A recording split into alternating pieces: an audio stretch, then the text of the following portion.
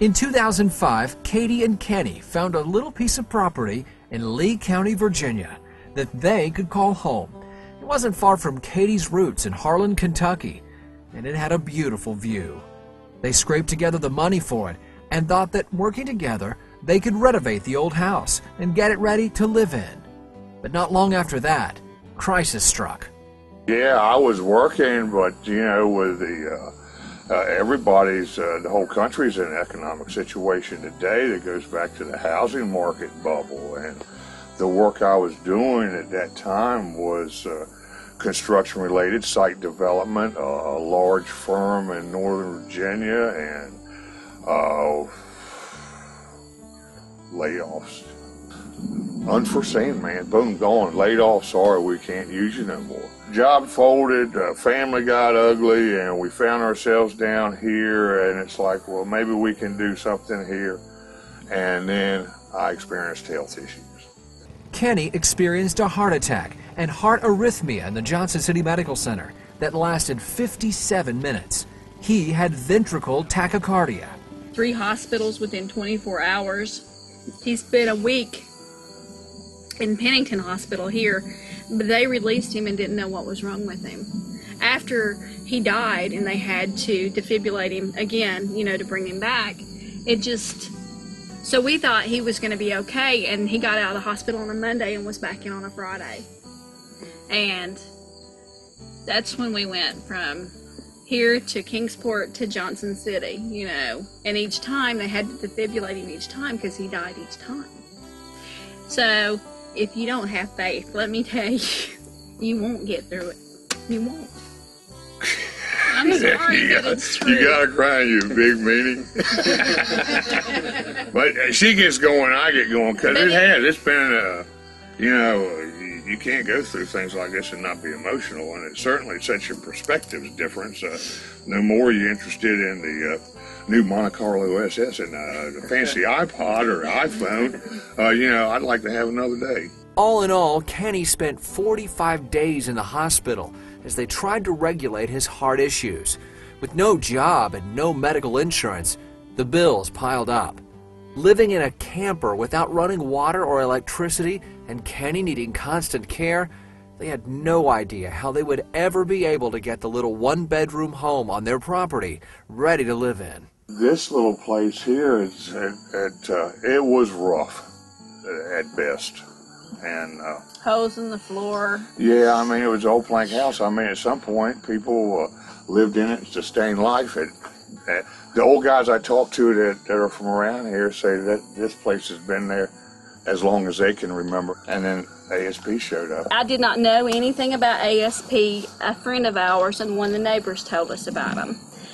I tried to do things on my own because I know Kenny couldn't do it. There's no way. After, a month?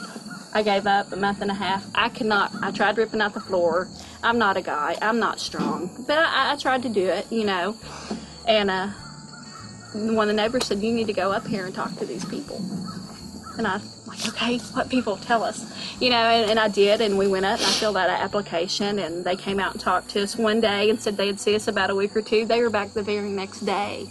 That's God. That is God. And brought more ASP people to see what they thought about the house, if it was workable, if it'd be able to be fixed.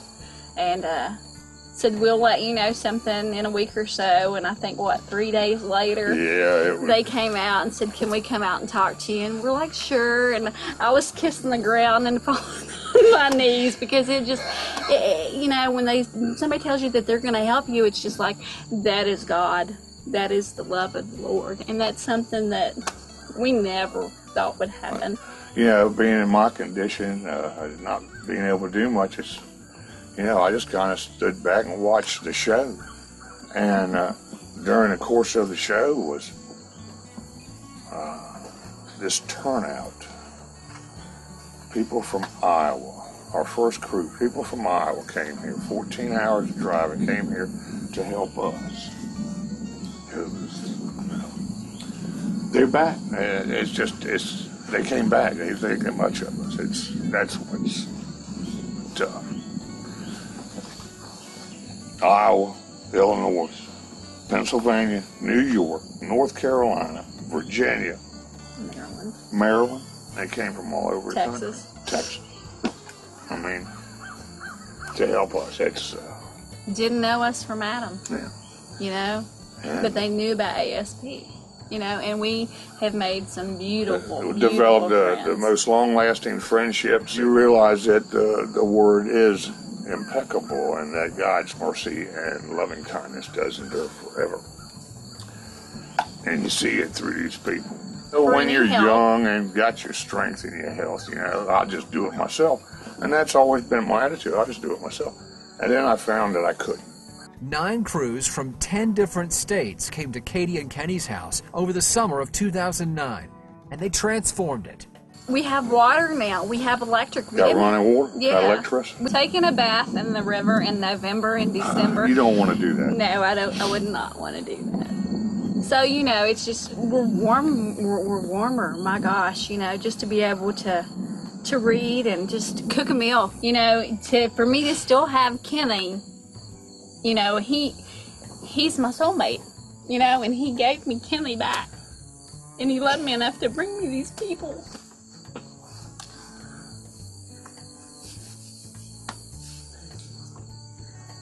Who keep coming back, you know. We have people now who, gosh, to drive 14 hours to make sure he has wood to keep him warm for the winter. I mean, we if that's keep in not contact. love, I don't know what is. You know, that is love. An experience like this, it's you realize what's important. We feel very free.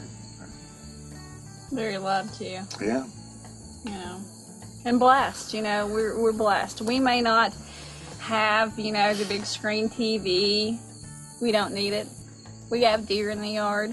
We have each other. You know, life is so simple. And I'll take the love of the Lord and love God's people over any material possession of this today.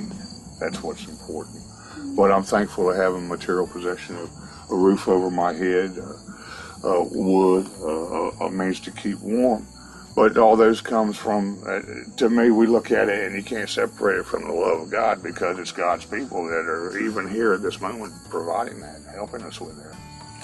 Go in, flip the switch, look, honey, lights on and off. We've had some of our neighbors, what's going on down there? We see all this flashes, like me flipping the switch, watching the lights. You realize you don't have to have all these things to survive, but it's a very nice thing to have running water. But for us to have those things, it's not just by my own hand. There's been a multitude of people that have made that possible. And so, you know, those things, every time you turn on a light switch, go to the bathroom, take a shower, wash, cook. I mean, we remember this multitude of people, God's army that marched through here. Love. God's love. The house that love built. Hi, I'm Susan Crow, the President and CEO of Appalachia Service Project. Thank you for watching this brief video, and I hope that you've enjoyed meeting Katie and Kenny as much as we have enjoyed meeting them this year. You know, Kenny talked about how families don't have to have things like plumbing, electricity, a source of heat, but I think here in the richest country on earth, we do take those sorts of necessities for granted. And I think about Katie and Kenny and tens of thousands of other families just like them whose only source of heat is a wood or coal fireplace. And oftentimes so much of that heat escapes their homes through cracks in the floors and the walls.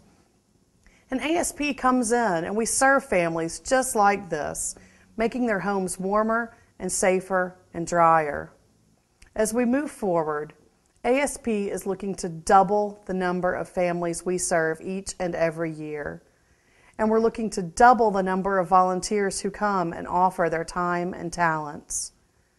I hope that this Thanksgiving and Christmas time, as you consider the many blessings in your life, you will also consider what you can do to help support the work of ASP and the families living in Central Appalachia. We've had one very generous family offer us a matching gift this holiday season. So any gift that you give right now will be doubled up to $50,000, enabling you to stretch your gift even further and enabling ASP to have an even greater impact on families' lives. So thank you for prayerfully considering what you can do to support the families that ASP serves. I wish you a very happy Thanksgiving and a Merry Christmas.